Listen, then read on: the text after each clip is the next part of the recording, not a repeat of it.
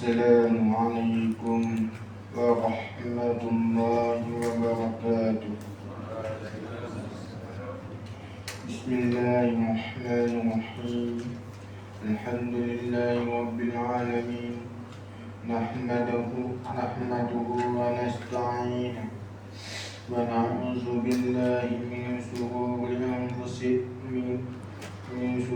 anfusina wa min sayyiati a'malina. Man yahdihillahu fala mudilla lahu wa man yudlil fala hadiya lahu. Ashhadu an la ilaha illallah wahdahu la syarika lahu wa ashhadu anna Muhammadan abduhu wa rasuluh. Allahumma salli ala sayyidina Muhammadin wa ala alihi wa sahbihi wa sallam. Subhanaka la ilma lana illa ma 'allamtana innaka antal alimul hakim. Rabbi ishrah li sadri wa yassir li amri wahlul 'uqdatam min lisani yafqahu qawli. Nawaitu ta'allum wa ta'lim wa tadhakkur wa tadhkir wa naf'al wal intifa' wa ifadah wa istifadah wal hatha ala tamassuki bi kitabillah wa sunnati rasulillah wa du'a ila al-huda wa dalala ala al-khair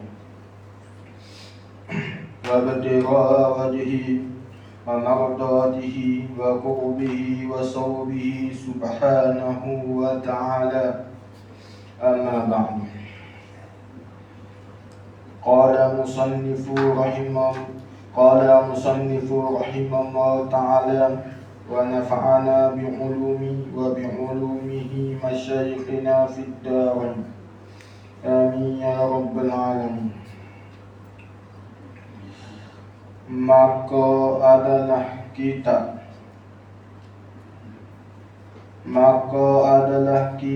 hadis ini aku jadikan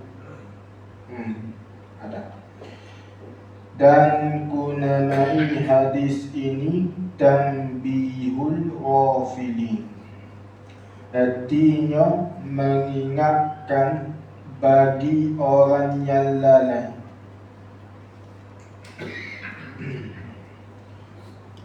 Kerana sabda Nabi sallallahu alaihi wasallam bermula menunjuk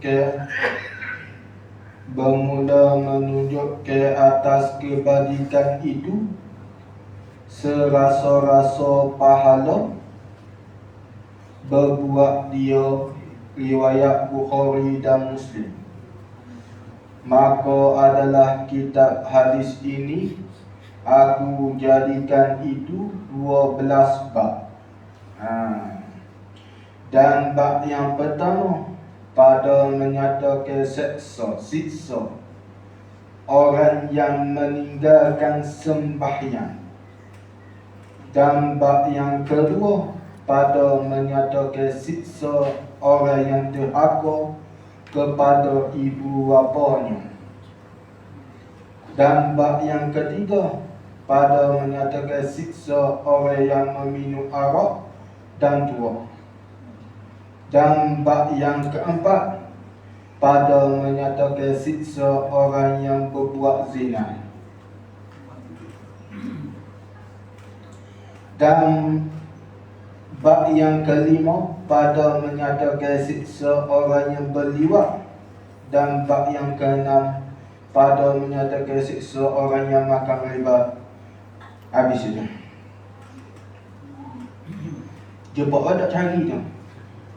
Ngapa gagal. Jumpa dah. Jumpa alhamdulillah. Muka dua lah. Muka dua.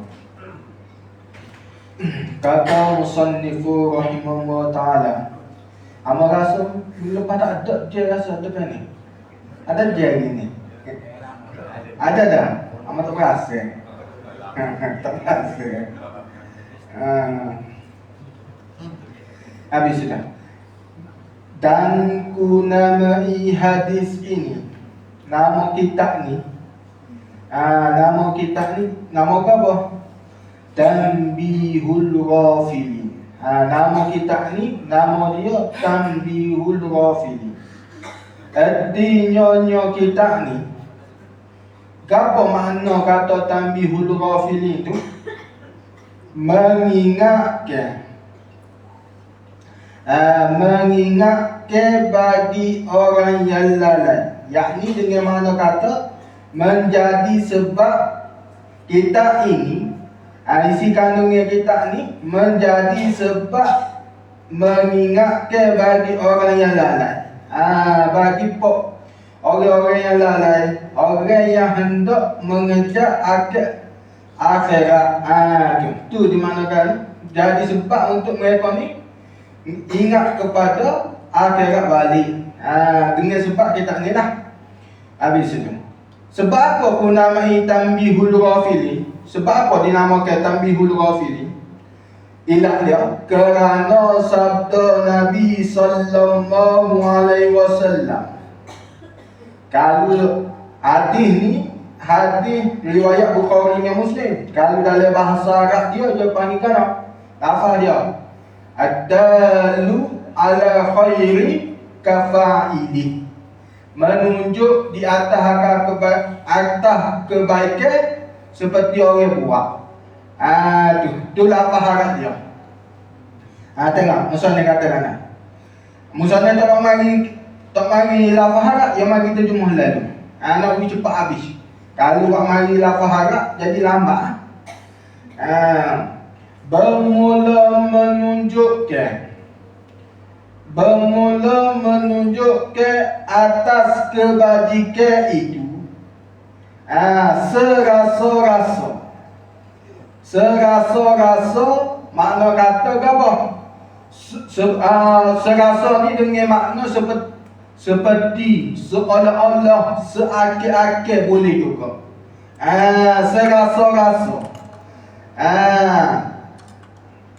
Serasa pahala berbuat dia kebaikan tu. Riwayat Bukhari dan Muslim. Mana kata mudah kejeknya, kalau seseorang tu tunjuk kebaikan, ayat kat orang satu kebaikan, lepas tu orang tu dia buat benda yang kita ayat tadi, maka kita boleh pahala sebagaimana dia boleh pahala. Contoh mudah keceknya, kita tak ngaji agama, tak ngaji pondok, kita ambil seorang budak pondok, gapo orang panggil ngaji, bukan di malam, bukan di itu, bukan di depan, bukan di bawah kedai kopi dan bukan sebagainya tu. Dia ngaji. Maksudnya apa? Kita tanya guru orang mana belajar betul-betul ngaji. Maksudnya ada kemampuan untuk dia mengajar masyarakat ke depan. Tu tahulah. Jadi bila tu kita kata, ni boleh. Jadi kita pun ambil sorang, kita belanja dia. Maksudnya apa? Belanja dia kalau dia nak makan budak pondok ni bukan makan mewah sangat. Makan ikan kering. Lah ni masih air goreng. Kalau dulu telur apa ni sebotel tu, orang-orang lama cerita. Telur sebotel tu, buat makan apa? Buat makan nogeng telur sebotel. Kerak sikit sorang. Rebu. Bukan boleh makan pagi tu. Rebu pagi, nak nasi pagi, tengah hari tu baru boleh makan. Kadang-kadang. Itu kalau pada awal. Oh kadang-kadang itu sampai betul pukul 6 baru boleh makan. Nak kata masuk ngaji tu. Lah ni belajar-belajar mana? Makan kedai belakang. Tu. Masuk katakan lah. Kalau kita ambil seorang belajar pondok, lepas budak tu ngaji sungguh, dengan hasil belajar kita, dia nak beli kitab, nak beli alat tulis, hingga apa nak beli pen, waktu beli kitab semua tu, dia sepanjang kita belajar duit dia tu, boleh pahala macam yang ngaji tu. Pahala dia duk ngaji tu, pahala mengalir kita. Sekalipun kita duduk apa? Duduk kedai kopi, duduk cucuk rokok dah misalnya. Misal duduk tepuk-tepuk contohnya. Misal duduk kedai kopi sekalipun, kita pula ambil dia, jadi orang tu buat kebaikan pahala. Oh dia duduk ngaji, duduk ngapa, duduk telong kitab, duduk muzakarah dengan saya, boleh pahala macam dia juga. Tu nak katanya. Jadi musannif sebab apa dia buat mari musannif buat mari dalih hati. Nak kata bila seseorang mengaji kitab dia, kitab Tanbihul Ghafili, orang akan apa? Orang akan jadi nak berjaga kitab dia. Nak ambil apa? Jadi dia berjaga-jaga, waspada akan setiap perbuatan dia. Jadi dia pun akan rasa geram, rasa takut. Dia pun kalau contohnya kalau dia mari ngaji pak, atau seksual orang yang meninggalkan semayang, dia dengar, oh pedihnya orang lagu ni. Jadi orang yang dia dengar semayang tu, dia pun lepas dengar ngaji ni, dia pun bertobat sungguh-sungguh, qada semayang dia lepas semua. Dia qada sungguh-sungguh, dia insaf tak dengar dan semayang. Bila lagu tu, pahala tu mengalir juga ke musannif. Sekalipun tak jumpa dengan musannif. Kenapa? Hasil daripada kitab ni, orang yang mendengar tu boleh mengambil manfaat dengan kitabnya.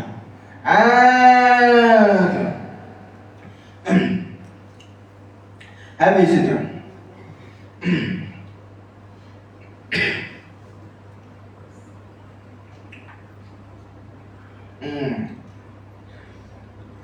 Kalau dulu orang-orang dulu dia apa? Dia nak buat kebaikan, dia sedekah Quran di dalam masjid.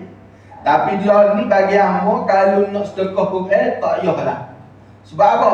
Terlalu banyak Quran. Quran tu pun ramai orang tak sedekah. Jadi kalau nak sedekah wakaf Quran ke wakaf kitab tu, wakaf kitab cari budak pondok nak beli kitab, dia. Kitab kan apa awak beli, awak nak mengaji. Jadi bila dia guna kitab, kitab tu bukan 2-3 hari mengaji habis. Kadang-kadang tu kalau kitab besar tu, makan bertahun-tahun tu lah pahala kita. Lepas dia habis mengaji tu, dia mengajar orang, dia guna kitab hasil kitab tu. Jadi manfaat kita juga. Tu cara nak boleh apa ni orang panggil, orang nak boleh pahala hasil daripada perbuatan dia. Tu habis itu.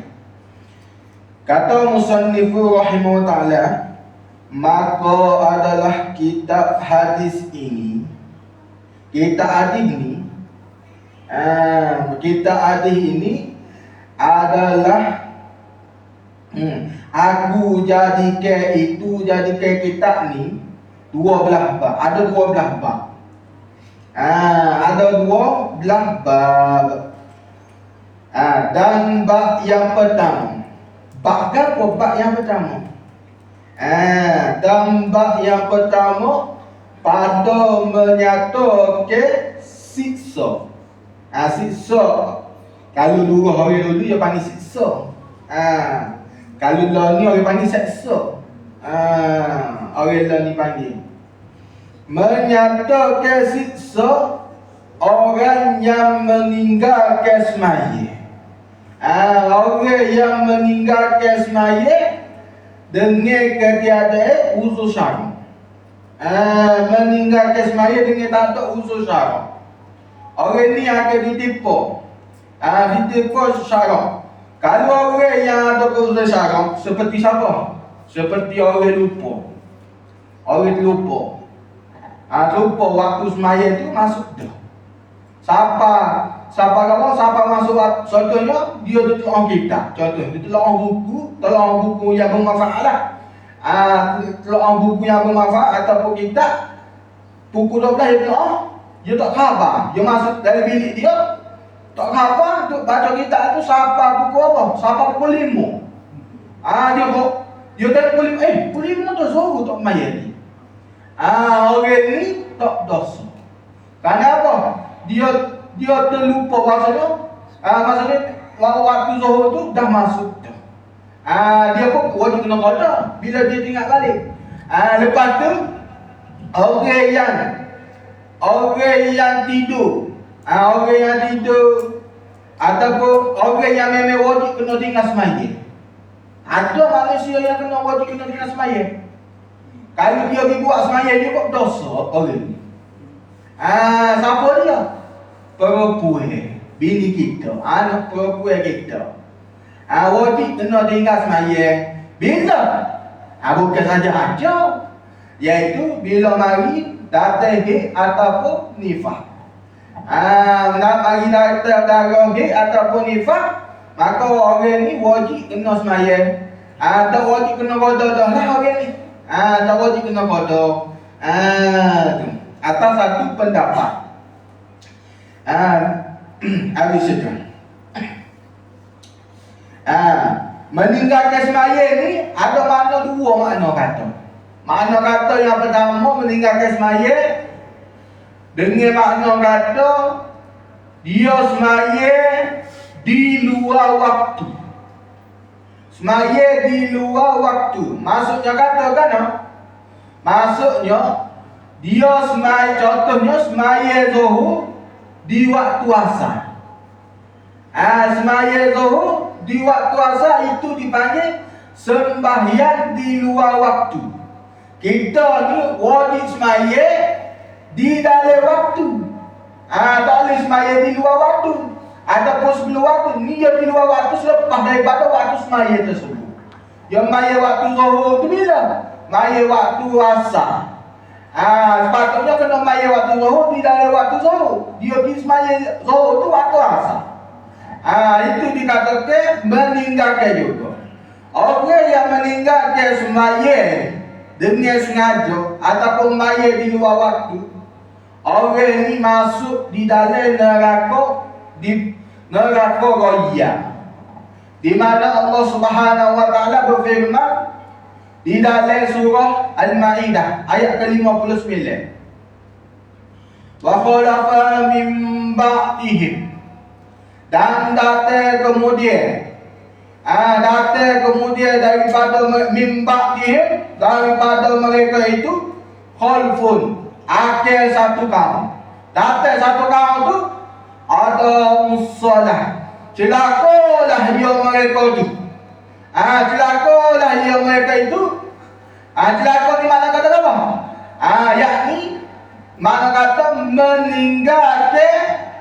meninggal mereka itu akan semaya. Itu makna kata meninggalkan mereka itu akan semaya. Lepas tu watattabi'u syahawat, dan mereka tu mengikut akan hawa nafsu, mengikut syahwat. Fasawfa yalqawna ghayya, maka lagi akan mereka itu masuk ke dalam neraka yang bernama Ghayya. Neraka ni lah khusus untuk golongan orang yang tak semaya. Orang yang semaya di luar waktu. Ada ni lah khusus bagi mereka yang tidak, yang meninggalkan semaya. Mengikut Ibnu Abbas, apa yang dimaknakan dengan ada usalah tu? Mengikut Ibnu Abbas, dia kata makna ada usalah ni bukan makna kata dia tinggal dulu. Maksudnya tak walau tu, dia buat semaya tu, tapi dia buat di luar waktu. Maksudnya bukan dalam waktu dia. Dia buat maya zuhur di waktu asar, ataupun maya goreng maya asar di waktu maghrib, maya goreng di waktu isyak, dan seterusnya. Dia buat lagu tu. Orang ni akan dimasukkan ke dalam neraka yang bernama Ghaiyah. Habis itu. Itu secara apa orang panggil mukaddimah. Mukaddimah untuk apa ni? Petetek bab tu. Habis itu. Dan bab yang kedua pada menyatakan seksa orang yang derhaka kepada ibu bapanya. Seksa kepada ibu bapa ni. Sekalipun dengan berkata sekalipun. Pun tak boleh juga. Sekalipun dengan apa ni? Waktu punya angin. Waktu baik mata apa ni? Angin mati bubar sekalipun tak boleh juga. Tu dipanggil sebagai derhaka juga. Garam. Misalnya. Sekalipun lagu tu. Itu pun dipanggil sebagai derhaka juga. Tu seksa. Habis itu. Dan bab yang keempat, bab yang ketiga pada menyatakan seksa orang yang meminum arak dan tua. Arak ni apa? Iaitu minuman yang memabukkan. Minuman yang memabukkan itulah dipanggil arak. Minuman yang memabukkan. Minum tu sama ada sedikit ataupun tidak. Sedikit ataupun banyak tetap haram. Sekalipun dia tak mabuk sekalipun, minum arak pun haram. Tuak mana bukan tuak apa ni, tuak orang tu berjalan, tuak biasa tu. Tuak orang panggil tuak masak. Tuak perih lama-lama tu, itu dipanggil apa? Tu tak boleh nak minum. Ataupun dipanggil orang kata panggil nira, rasa tak silap. Orang utara nira. Nira orang panggil, orang utara dia panggil nira. Nira tu tak boleh nak minum. Tuak boleh minum, nira tak boleh nak minum. Jangan pergi minum cari nira lah. Cari nira. Tak kelewat orang sana. Orang sana mu minum nira. Jangan nak minum.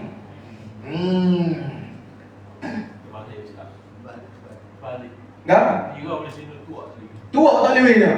Tuak tak boleh minum. Silap. Amat tarik balik. Nira boleh minum. Tuak tak boleh minum. Tuak boleh minum dia. Apa kita boleh minum tuak? Pak sana tak boleh minum. Dia. Bahasa logat pak. Kita pun tinggal. Habis itu. Patu air, lepas tu dadah tu je bukan apa ni? Bukan minuman yang memabukkan, dia makan ni. Dadah yang lain. Arak tu lain. Habis itu. Kata musannaf, dan bab yang keempat pada menyatakan siksa orang yang berbuat zina. Orang yang berbuat zina, masuk kata berbuat zina tu dengan orang yang bukan ayat apa ni? Yang bukan halal bagi dia. Perempuan bukan bini dia lah, mula katanya. Tu dipanggil zina. Dan bab yang ketujuh pada menyatakan orang yang menangis berbiji sabar. Dia tulis berubi sabar. Asalnya berbiji sabar. Berbiji sabar ni menangis terasa sangat-sangat lah. Siapa apa ni? Siapa soyok padi. Siapa guli bati. Gawat? Lima. Tukar. Maaflah. Kata musannaf, dan bab yang kelima pada menyatakan seksa orang yang berliwat. Liwat ni, liwat ni tak apa? Liwat ni memasukkan hasafan zakat ke dalam tubuh, ke ke dalam tubuh. Itu dipanggil liwat. Sama ada mendatangi lelaki dengan lelaki, ataupun mendatangi lelaki akhir perempuan. Itu dipanggil liwat juga. Lebih lagi kalau liwat sama laki sejenis lah, mula-mula kecil liwat sama sejenis. Laki sama laki, perempuan sama sepuan ni, itu lagi lah tak boleh. Bini kita wahala, kita nikah dah tu, kita liwat kok belakang tu pun tak boleh juga. Haram juga untuk liwat kok belakang sekalipun dia halal untuk kita. Kenapa? Sebab benda di belakang ni benda kotor. Tubik segala, ngaji belakang. Sebab tu tak boleh. Kalau zaman lalu dia panggil apa? Orang-orang jenis suka liwatnya orang panggil lesbian, atau orang panggil mula-mula kata LGBT. Lesbian, gay, biseksual, lagi ke apa? Transgender, berhinokan. Berhinokan ni amal lah.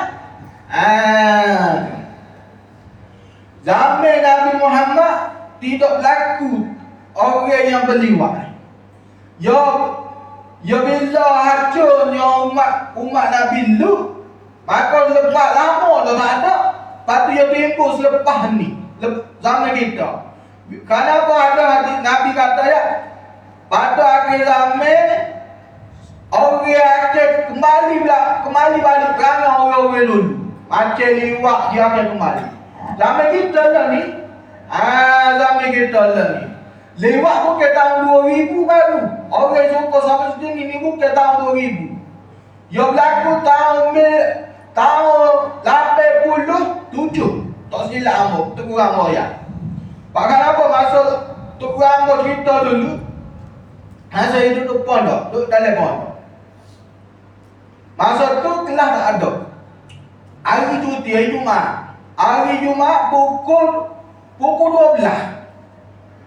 Tok guru, ustaz, masa tu dia pergi belajar lah. Dia balik pondok tu, dia tengok pondok tu bergonjeng. Jadi untuk ustaz Ambo pun kita tu tengok duduk main sama sejenis, laki sama laki.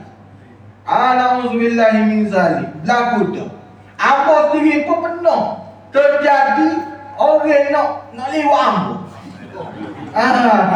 Bukan nak cerita dulu, nak dapat seling. Berlaku pada masa tu tingkat tepak. Kita kenal lah seorang lelaki sebab besok jali luar sekolah bergabung dengan dia. Jadi kita pun rapat-rapat dengan dia, jadi habis akal. Dia orang jadi kita ada akal lah. Jadi kita pergi mari dengan dia, makan, minum dengan dia. Dia tak sadar hari tu topik dengan dia jamu pohon kita. Jamu pohon kita, tapi dia nak kata jamu pohon kita ya. Kawan, jamu pohon ini. Kita tak sedar jamu pohon rasa kau ni naikkan, naik corona ni jadi naikkan. Jadi kita ya, warna aku ni ya. Dia pula ya. Nak ada. Kita kawan nak lewat, anak kawan ni nak masuk pagi kawin, dalam belakang kawin, dalam belakang ambo ya. Dia nak bayar 10,000, 10. Tiap bank kawan ni 10 tu 2 kali, 3 kali saja. Ambo kata wak mari tak tetok bagi ambo tak si.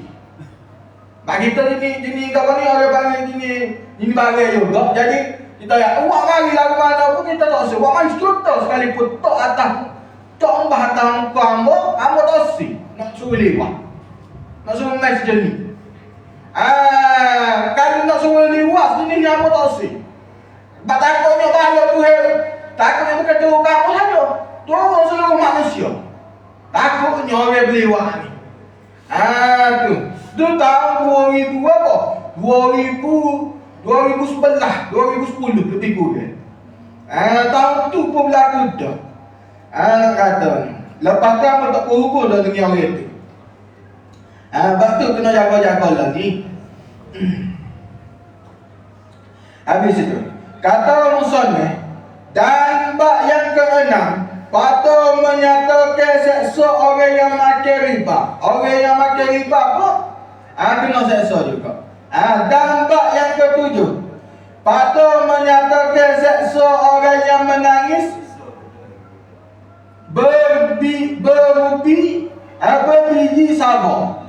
Situ dia tulis berubi, tapi dia berbiji sabuk. Berbiji sabuk ni orang yang menangis esok-esok lah. Menangis kerana apa? Kematian seseorang. Menangis esok-esok. Ambo dulu ambo tak payah juga berbiji sabuk ni lagu mana. Tapi ambo tu tengok satu video 4 tahun lepas. Video orang India. Orang India bukan Indonesia lah, di India ni. Di India, dia tengok dia bila dia mati keluarga dia tu, siapa tu berkulit mati atas sana gitu. Lepas tu nangis. Dia tunjuklah muka segala muka otak comel mana. Jadi gitulah umpama berbiji sabuk. Jadi kalau kau menangis, contohnya pok kita mati ataupun orang-orang kita tumpik air mata, itu tak dipanggil berbiji sabuk lagi. Maka itu memang fitrah. Kalau ni manusia tu yakin ada sifat sedih. Bila orang yang kita sayang akan dengar itu bukan nama berbiji sabuk. Dia berbiji sabuk ni, siapa soyok maju, siapa berkulit kaki ataupun meraung. Gua ni. Itu tak boleh lah. Itu haram. Itu dikatakan berbiji sabuk. Habis itu. Kata musannaf, dampak yang ke-8 pada menyatakan seksa orang yang tiada memberi zakat. Orang yang tak menunaikan zakat pada orang yang berhak menerima zakat. Orang ni pun akan dikenakan seksa. Lagu mana tu dia akan cerita pada ke depan. Dampak yang ke-9 pada menyatakan seksa orang yang membunuh samanya Islam. Bunuh sama sendiri. Bukan bunuh sama Islam saja. Bunuh orang kafir tanpa sebab yang munasabah pun tak boleh juga. Bunuh orang kafir dengan tanpa sebab munasabah pun tak boleh juga. Ni sama Islam lagi lah tak boleh. Bunuh tu dengan tiada sebenarnya, tiada sebabnya. Kalau ada sebab, boleh nak bunuh. Tu pun bukan kita yang tukar bunuh. Siapa yang jadi tukar bunuh? Iaitu pemerintah Islam. Jangan kita tengok demo tu bunuh orang, kita pun nak acur dia lain. Janganlah tu. Siapa yang tukar bunuh? Pemerintah Islam. Bukan kita. Jangan jawab mana-mana. Kita tak ada hak untuk menjatuh hukumnya ke atas seseorang yang membunuh orang lain. Habis itu. Dampak yang ke-10, pada menyatakan seksa hak perempuan atas suaminya. Maksudnya perempuan yang tak menjalankan hak atas suami, tak menjalankan hak, tak menjalankan kewajipan ke atas suami dia. Dan begitu juga lelaki suami yang tak menjalankan kewajipan ke atas isteri. Maksudnya tak wi nafkah, tak wi apa ni? Macam-macam lah. Dari segi batin, dari segi zahir dan sebagainya. Habis itu. Dampak yang ke-11 pada menyatakan haru kiamat, kacau bila hari kiamat. Haru kiamat, yakni kacau bila kiamat. Dampak yang ke-12 pada menyatakan syurga dan segala isinya syurga. Al-babul awwalu fi uqubihi tarikis salati. Isa dah. Pak bunyi tu, 2 kali tu. Bunyi tek mula-mula. Lepas tu bunyi azan. Tek. Mau rusing. Apa? Pak yang tamu dengan semaya. Kalau sakit sikit tak, cuma dalam usul saya pagi. Usul sakit juga. Semaya, duduk saya mati. Tak buat apa-apa. Orang yang sakit wajib dia kena semaya.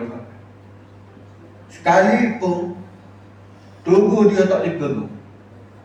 Maksudnya apa? Stroke.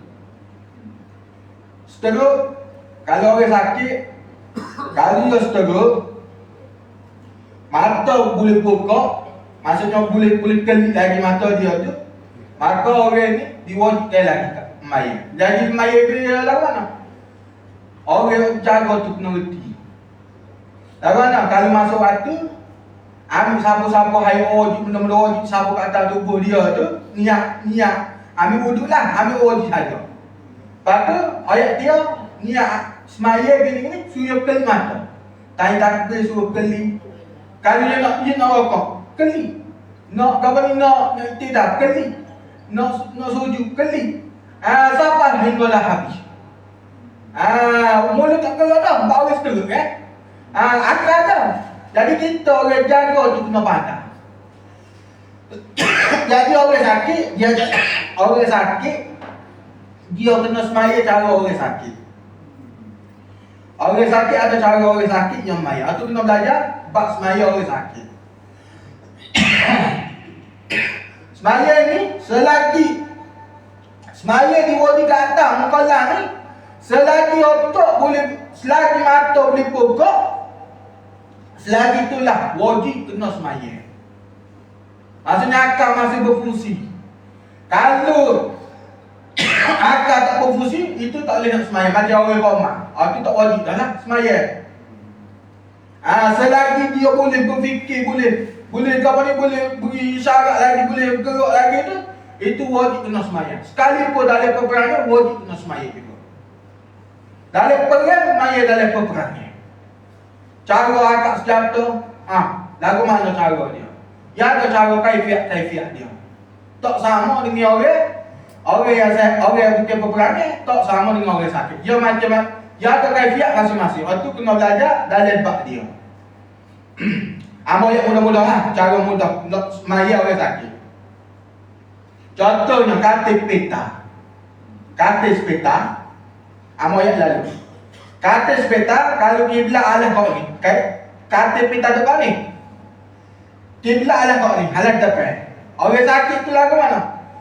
Dia cara mudah dia nyengging. Dia nyengging pala nyengging ke arah kiblat. Tak perlu pena katil apa dia nyengging tu.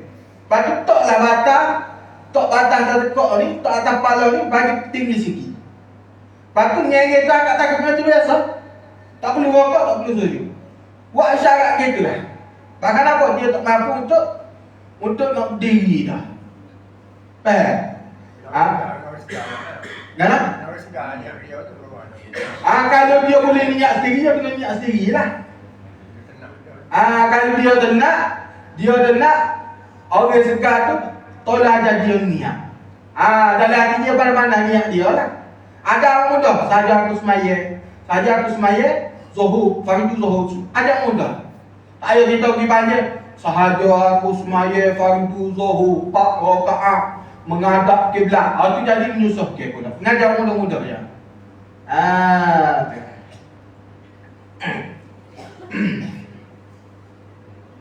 Habis itu. Tak ada apa lah. Ada lagi?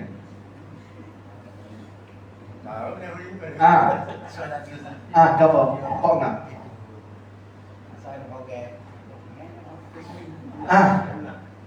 Orang yang pakai semi tu. Orang yang pakai semi, dia balik ni tak boleh nak buat dah.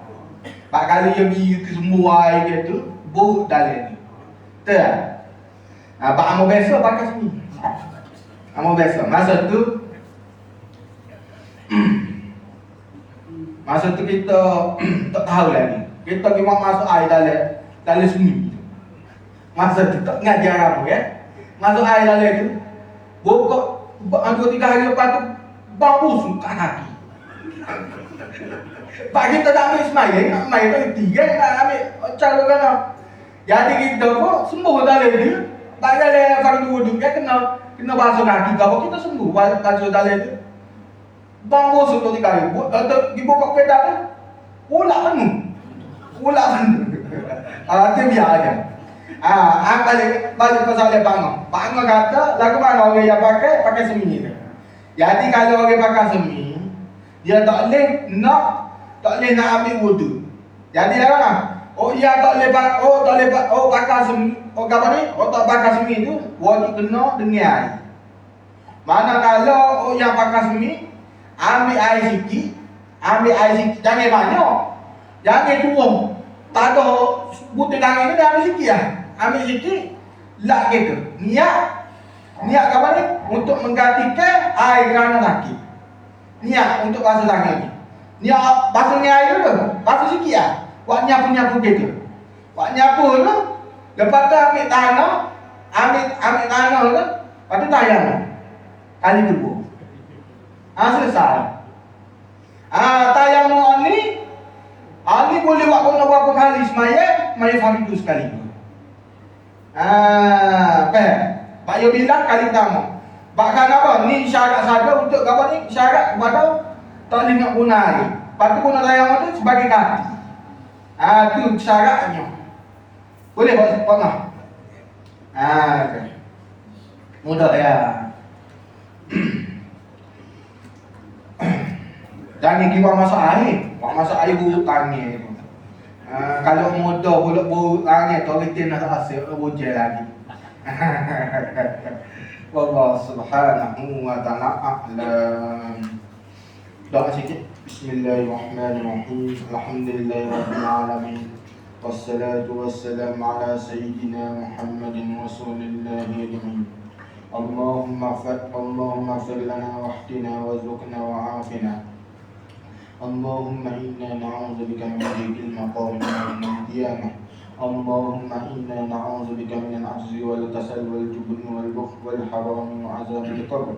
Allahumma atina nafsana taqwaha wa zakkaha wa anta khairu man zakkaha wa anta waliyuha wa mawlaha. Allahumma inna ala zikrika wa syukrika wa husni ibadatik. Rabbana atina fid dunya hasanah wa fil akhirati hasanah wa qina adzaban nar. Sallallahu alaihi wa sallam Muhammadin wa ala alihi wa sahbihi wa barik wa sallam. Alhamdulillah.